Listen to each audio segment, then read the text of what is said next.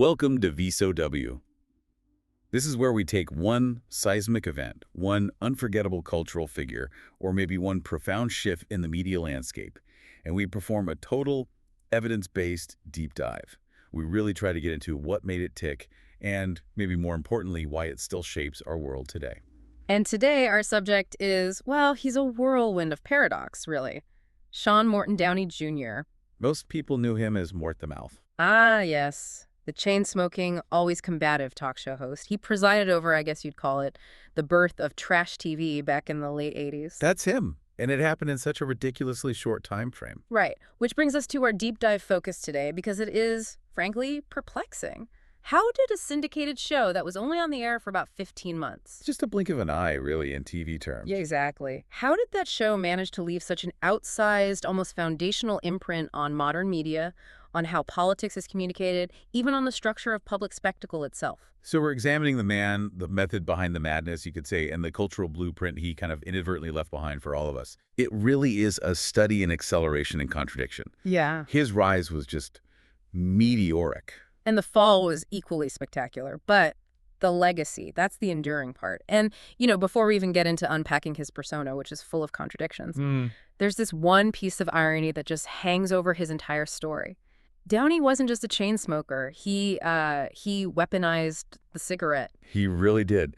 Deliberately blowing smoke right in the faces of guests he didn't like, the ones he called, Yeah. what was it, pablum pukers. The term. It was pure provocation. And this same man, the absolute icon of nicotine-fueled rage, he died in 2001. He was only 67 from lung cancer. Yeah, he lost a lung back in 96. And in that sort of tragic final chapter of his life, he actually became a vocal anti-smoking advocate, expressed a lot of remorse, apparently, for the character he'd created. That whole transformation, it's powerful, isn't it, from the guy who embodied this consequence-free aggression To the guy facing the devastating consequences himself. It's almost a metaphor for the era he helped kick off, burning incredibly bright, incredibly fast, and ultimately consuming himself. Okay, so let's unpack the man himself, because he was fundamentally built on these explosive contradictions, wasn't he?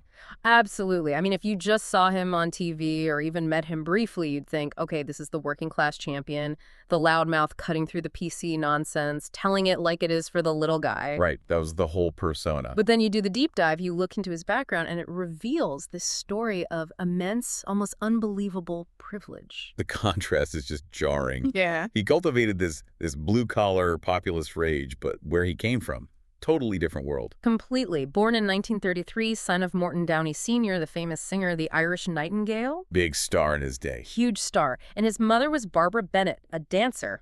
He grew up in serious opulence. Summers spent as a neighbor to the Kennedy family in Hyannisport. Wow. So we're not just talking silver spoon. This is like platinum ladle territory. Elite, sophisticated background. Totally. He went to military school, which maybe suggests a certain discipline or maybe just being sent away. Got a degree from NYU. Then, and this part's interesting, showing maybe a hunger for validation. Yeah. He got a law degree through correspondence and even a doctorate from an unaccredited college out in California. Okay, so a highly polished yet clearly kind of restless pedigree, that's a million miles away from the everyman brawler image he projected on TV. Exactly. But, to understand the rage that fueled that persona, you can't just look at the wealth. You have to look at the deep dysfunction in his family life. Right. His formative years were apparently marked by real marital chaos and pretty profound parental cruelty. His mother was an alcoholic, eventually abandoned the family for some B-movie cowboy actor, left a huge void. That's rough. And the father, the famous singer. He apparently instilled fear, not affection, had a truly ferocious temper, and the sources suggest a really deep, almost, perverse desire on his part to actively sabotage his own son's attempts to get into show business. Sabotage his own son, the same career that made the father famous. That's what the sources indicate. This hostility had real devastating consequences for Downey Jr., too. Like what? Well, the father apparently went to the extreme length of arranging for his son's imprisonment. Downey actually served 61 days in a California jail for bouncing a check. His own father arranged that. That's the story. Check. Downey Jr. later recalled that the name Downey opened doors, sure, but he said they slammed just as fast because that same name controlled them. Wow. Okay, so that experience, being controlled and maybe betrayed by the very elite world he was born into, That must have forged something in him. You have to imagine. He felt personally that same frustration and helplessness he'd later tap into with his audience. It was apparently only many years later that his father finally apologized. But by then, the damage was done. The more-at-the-mouth persona was already baked in. Seems like it. Running on resentment, fueled by that deep personal frustration. Yeah. And that frustration, it fueled this incredibly volatile, winding career path for decades before he finally hit it big on TV in '87. Right. He wasn't some overnight success plucked from nowhere. He'd been around. Oh, yeah. Seasoned showman, a political operative, a serial failure in multiple fields, frankly. His resume is kind of wild when you look at it. He worked as a special assistant on Capitol Hill. Businessman, author. And a singer-songwriter. I think a lot of people would be surprised he was credited on some big 60s surf hits, like Wipeout. And Pipeline. Yeah, he had his fingers in a lot of pies. He was an entrepreneur of spectacle. Even early on, co-founded the American Basketball Association, the ABA. No kidding? The ABA, okay. Oh. And his politics were all over the map, too, right? Totally restless. Started out as a campaign aide for John and Robert Kennedy, so firmly in the Democratic establishment camp. Then he pivots hard. Activism for the National Right to Life organization. And then, get this, runs for president in 1980. President. On what ticket? The American Independent Party ticket. Wow. Okay, so that constant shifting, it suggests he wasn't really a committed ideologue, was he? More like a populist driven by emotion, grievance. I think that's fair. He was looking for the microphone, the stage, wherever he could find it. He bounced through radio jobs in like half a dozen cities. And that aggressive, confrontational style usually meant he didn't last too long in any one place. Pretty much. Which actually brings us to this really crucial moment, historically speaking. Kind of shows the baton of populist media being passed. Oh, yeah. What happened? 1984, Downey gets fired from KFBK, a station in Sacramento. And the reason? He used a racist slur against an Asian American politician on air. Yikes. Okay, so that aggressive style finally cost him big time. It did. But here's the twist. The person who gets hired to fill his empty seat, getting his first big break in a major market. Who was it? A former Kansas City Royals ticket salesman named Rush Limbaugh. No way. Rush Limbaugh took Downey's job. Yep. It's profoundly symbolic when you think about it. The immediate handoff. From the sort of proto-populist shock jock of the 80s. To the guy who would build a massive conservative media empire. Exactly. Downey proved the aggressive, performance-driven format could work. Limbaugh came along and perfected it, institutionalized it. Okay, that really sets the stage for his TV debut then. You've got Downey's volatile background, his frustrations colliding with this media landscape that was itself kind of disintegrating. It was the perfect storm, really. A unique, highly pressurized window in time. Downey was 55 when he finally got that break in 1987. WWR-TV in Secaucus, New Jersey. Right across the river. And it just exploded locally, became this cult thing almost overnight before going into national syndication in '88. And we have to remember the context here, right? The sources really emphasize this. The show launched just months after the Gary Hart scandal blew up. Yeah, where the Democratic presidential frontrunner basically got torpedoed by the media digging into his personal life. Matt Arey called that a Franz Ferdinand moment for American media. Meaning it was the event that kicked off a whole new era, destroyed the old order. Pretty much. Hart's collapse showed those old journalistic boundaries were just gone. The idea that you relied only on, Walter Cronkite or Dan Rather for your serious news, that was over. Suddenly it was about satellite TV, 24-hour news cycles needing content. And crucially, emotional, instant information designed for spectacle, not just dry reporting. And Downey's show tapped right into that emotional instability. It's fascinating. The sources note the timing of the very first airing, October 19th, 1987. Black Monday, the day the stock market crashed globally. Talk about timing. It's more than just coincidence. It feels like synchronicity.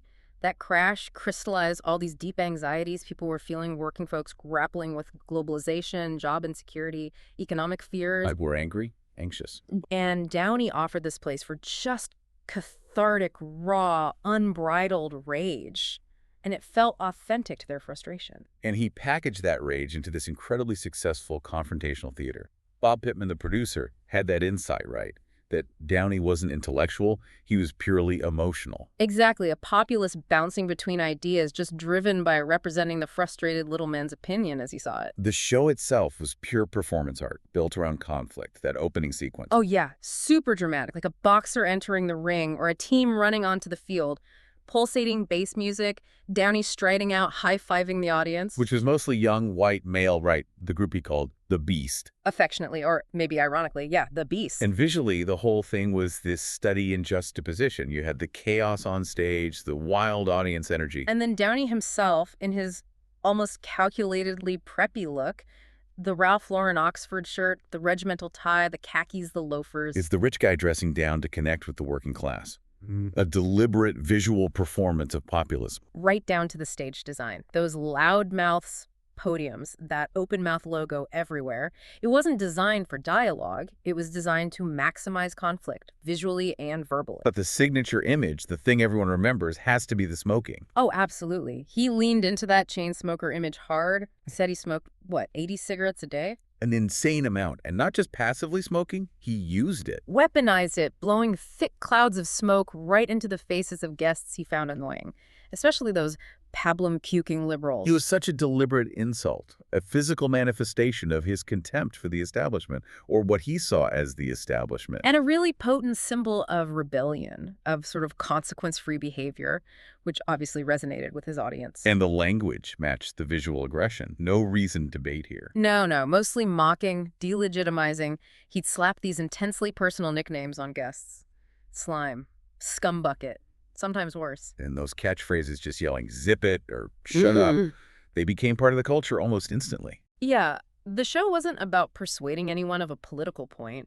It was about validating the audience's rage and giving them these easy, shorthand ways to just dismiss anyone who disagreed. Downey defended it, though, didn't he? Yeah. Said he was giving a voice to working-class folks who felt ignored by Washington and the media elites. He did. He said clearly, it's the blacks and the ethnics and the blue-collars, they want some answers.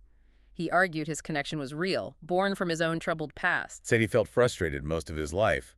Just like them, identified as a loudmouth who got into trouble. Exactly. So the show became less about actual ideas and more about giving frustrated people permission to just yell. And when your whole premise is validating rage, well, the line between shouting matches and actual fights gets blurry pretty fast. Constantly crossed. The topics were chosen for maximum explosion. Political correctness, race relations, illegal immigration, the death penalty.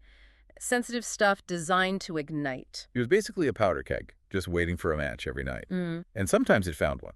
That incident at the Apollo Theater. Legendary. Still talked about.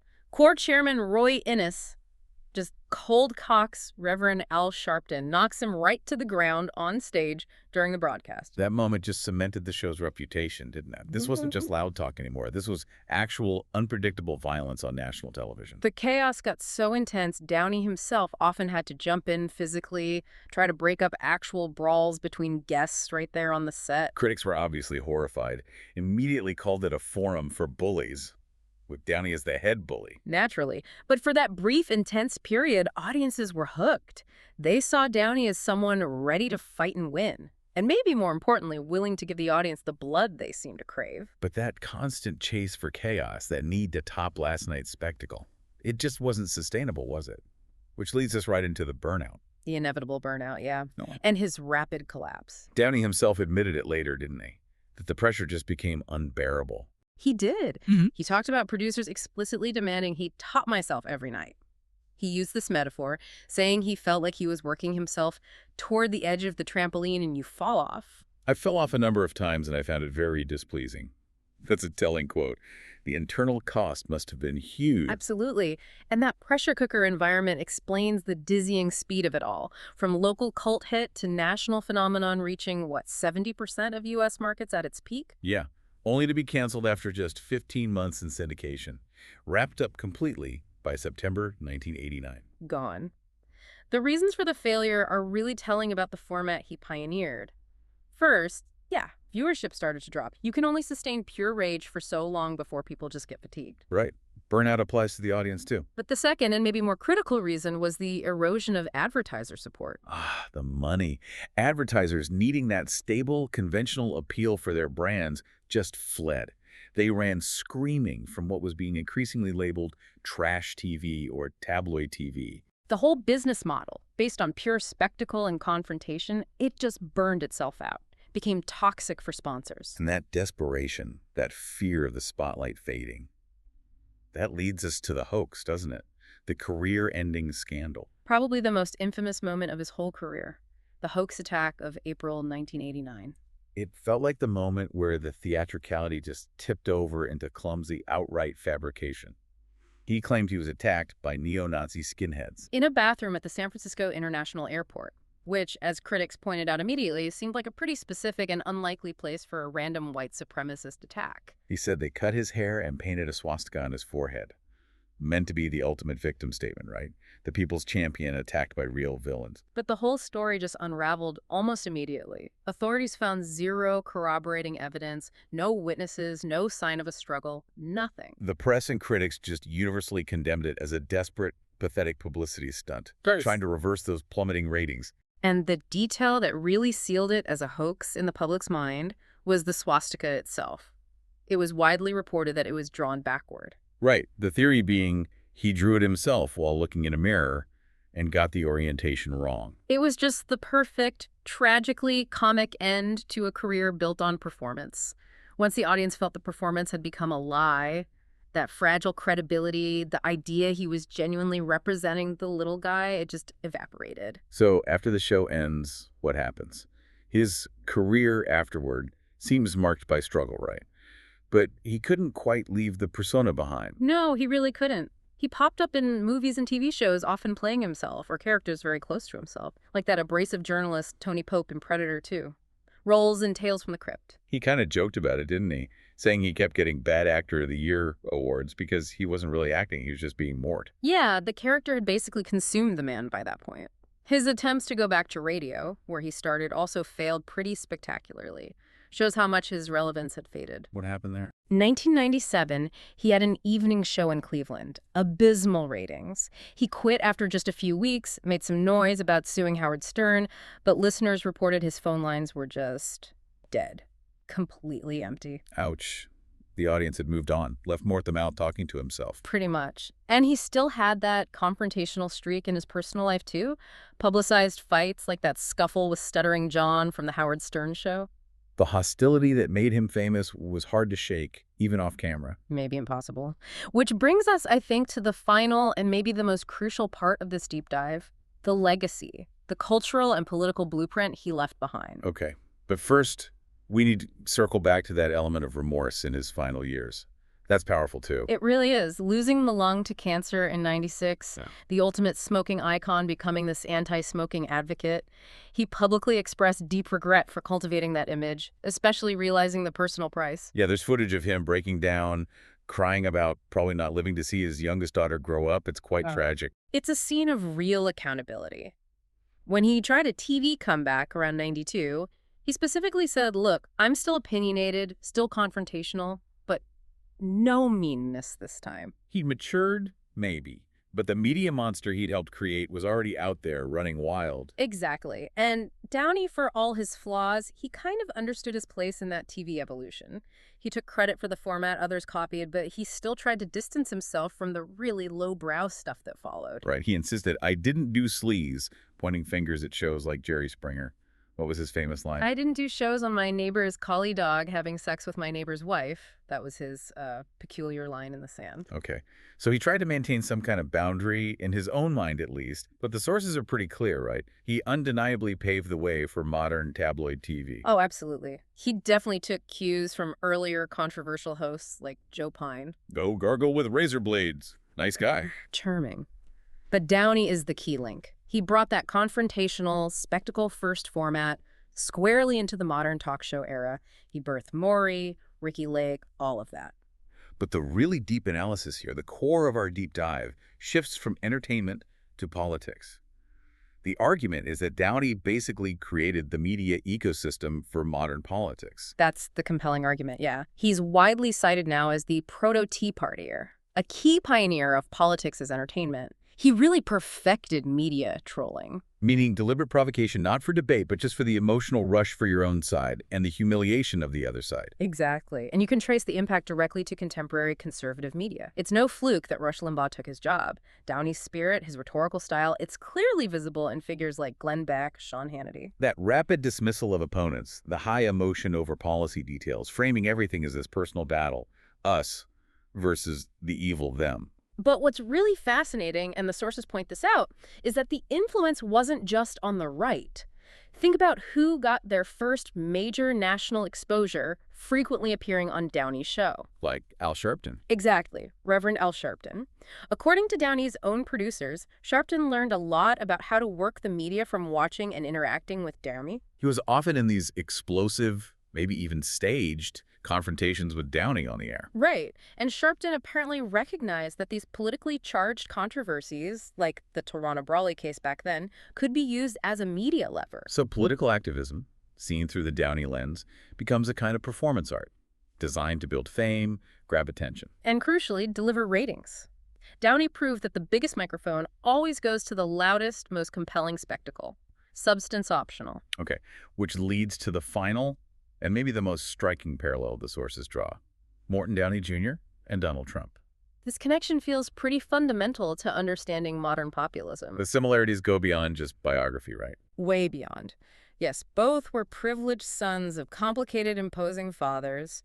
Both were serial career changers who finally hit it big by fully embracing show business and spectacle. And both successfully cultivated this devoted working-class audience, using that crude, aggressive language, nurturing a base of angry Democrats and Republicans who felt betrayed by the elites. Providing an outlet for that emotional release framed as political truth-telling. And there's actual, tangible evidence of this connection. Back in 1989, Downey interviewed Trump on his show. That's right. The topic was America's trade imbalance with Japan, a theme that obviously resonates hugely with modern populist concerns. Trump said on the show, it's a huge problem, and they're laughing at us. That language, national grievance, being betrayed, being humiliated globally, it was perfectly tuned for Downey's audience then and for similar audiences now. That us versus the world mentality. Rejecting diplomacy, favoring aggressive confrontation. And Downey also pushed Trump on press criticism, asked if he resented negative coverage. Trump's answer back then is incredibly revealing. What did he say? Trump replied, "I think I used to resent it. I'm not sure I do anymore. I find now that it really doesn't matter." Wow. Even in 1989, it really doesn't matter. That's the core blueprint of the Downey legacy right there. If your confrontation, your spectacle is loud enough, aggressive enough, you become inoculated against traditional criticism. The goal isn't to win the debate anymore, it's to win the spectacle. So, the final analysis seems to be the modern working class, dealing with this frantic global economy, feeling ignored by coastal elites. They found their first big sanctioned outlet for that raw populist anger on Downey's show, starting way back in '87. And once that emotional frontier was opened, it never really closed again. That frustrated energy just evolved, maybe metastasized into the political movements and figures we see today. Downey the man is gone, but the confrontational ecosystem he helped build, it's still expanding, proving that often emotional validation just trumps intellectual sobriety. So what does this all mean for you listening right now? Downey's brief, chaotic run proved this one, maybe kind of terrifying idea, that confrontational media, designed purely for spectacle and emotional release, could just completely supersede traditional journalism and reasoned conversation. He showed that if you give people a platform for their rage, for that feeling of validation, the audience will absolutely follow, regardless of how thin the actual intellectual content might be. And here's a final provocative thought for you to maybe chew on, something that connects Downey directly to how we all consume information right now. Downey essentially discovered the defining idea of the internet and social media long before they really existed. It's this realization. Audiences don't just want to be told they're right. They don't just want their existing opinions congratulated. They also actively demand to hear people who hold different opinions utterly mocked, humiliated, and shouted down. Silenced, as often and as loudly as possible. That desire for emotional, high-volume confrontation, that feels like the true, enduring legacy of Mort the Mouth.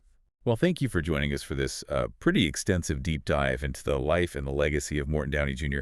If you want more in-depth analyses like this one, please do subscribe, like, and comment wherever you happen to be listening. Thank you for listening to VSOW.